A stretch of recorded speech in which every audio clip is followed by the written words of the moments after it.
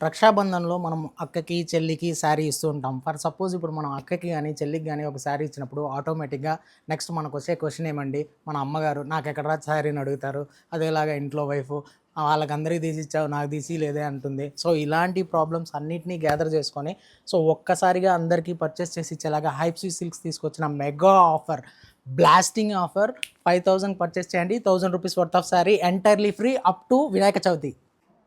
Entirely free.